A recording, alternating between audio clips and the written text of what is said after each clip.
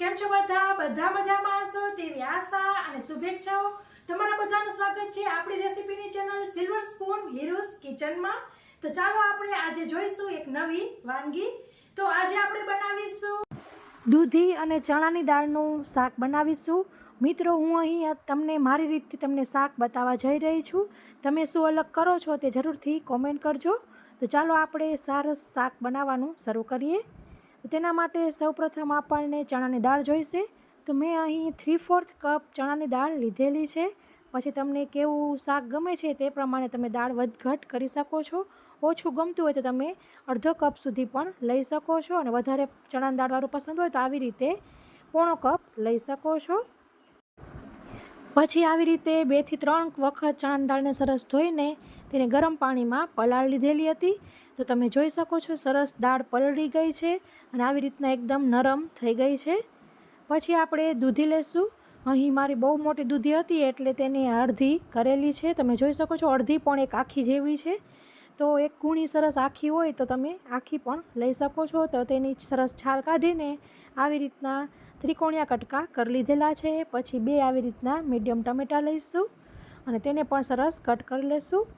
પછી આપણે કુકર લેશું અને ગેસની ફ્લેમ ચાલુ કરવાની છે। પછી આપણે તેલ લઈશું। તો અહીં મારું જે પાવરું છે તે ટેબલ સ્પૂનના માપનું છે। તો આવી રીતના 3 ટેબલ સ્પૂન તેલ લીધેલું છે। પછી તમે તેલની માત્રા વધઘટ કરી શકો છો। તેલ સરસ ગરમ થઈ જાય એટલે 1 ટીસ્પૂન રાઈ ઉમેરીશું। રાઈ સરસ ફૂટી જાય એટલે જીરું ઉમેરીશું 1 ટીસ્પૂન, અને બંને સરસ સતળાઈ જાય એટલે લીમડાના પાન ઉમેરવા અને જે ટમેટાની કટકી કરેલી હતી તે ઉમેરી દેશું। પછી જો તમારે લસણ મરચું એટલે કે લસણની કઢીની અંદર લાલ મરચું પાવડર નાખીને વાટેલું હોય તે ઉમેરવું હોય તો તમે ઉમેરી શકો છો। હું અહીં નથી ઉમેરતી।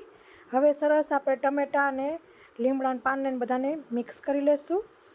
તો આવી રીતના અડધી મિનિટ માટે તેને હલાવી લેવાનું છે। પછી આપણે તેની અંદર 1/2 ટીસ્પૂન હળદર ઉમેરીશું, તેને પણ મિક્સ કરી લેશું। તો તમે જોઈ શકો છો ટમેટાં સરસ આપણા ગળી ગયા છે। હવે આપણે તેની અંદર દૂધીના કટકા ઉમેરી દેશું। હવે તમારે ઘરમાં જો કોઈ ખાતું ન હોય દૂધી તો તમે બટેકા પણ થોડાક ઉમેરી શકો છો ચણાની દાળ સાથે। પણ અહીં આપણે અત્યારે દૂધી અને ચણાની દાળનું શાક માત્ર બનાવીશું। સરસ મિક્સ કરી લેવાનું છે। મિક્સ થઈ ગયું છે તો આવી રીતે 1 મિનિટ માટે હલાવીને આપણે તેની અંદર ચણાની દાળ જે પલાળી હતી તે પાણી નિતારીને પછી ઉમેરી દઈશું। પછી આપણે ગેસની ફ્લેમ સ્લો કરીને તેની અંદર બધા મસાલા કરી લેશું। તો સૌપ્રથમ આપણે લાલ મરચું ઉમેરીશું। 1 ટેબલ સ્પૂન લાલ મરચું લીધેલું છે। પછી તમારા ઘરમાં જે પ્રમાણ ખવાતું તે પ્રમાણે વધઘટ કરી શકો। પછી 1 ટેબલ સ્પૂન ધાણા જીરું, સ્વાદ મુજબ મીઠું ઉમેરીશું। જો મિત્રો તમને આ શાક થોડુંક ખાટું ગળ્યું એવું પસંદ હોય તો ટમેટાની ખટાશ તો આવશે જ, અને તમારે ગળપણ જોતું હોય તો તમે ખાંડ કે ગોળ પણ ઉમેરી શકો છો। હું અહીં નથી ઉમેરતી। સરસ આપણે મિક્સ કરી લેશું। હવે આપણે તેની અંદર પાણી ઉમેરીશું। તો તમારે કેવું રસાવાળું જોઈએ છે તેના પર આધાર રાખે।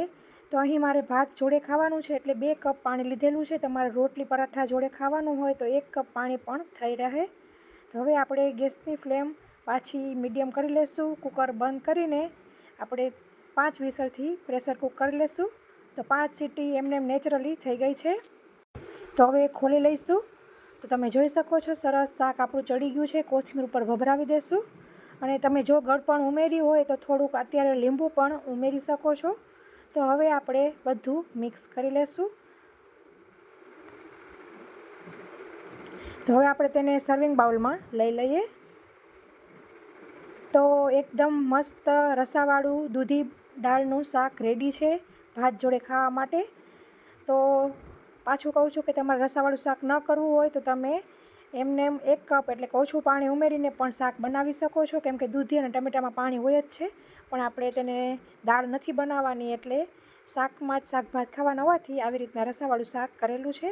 તો ફ્રેન્ડ્સ, તૈયાર છે મસ્ત એવું દૂધી અને ચણાની દાળનું શાક। આશા રાખું છું કે તમને મારી રેસીપી પસંદ આવી હશે। પસંદ આવી હોય તો લાઇક કરજો, તમારા ફ્રેન્ડ ઓર ફેમિલી સર્કલમાં શેર કરજો।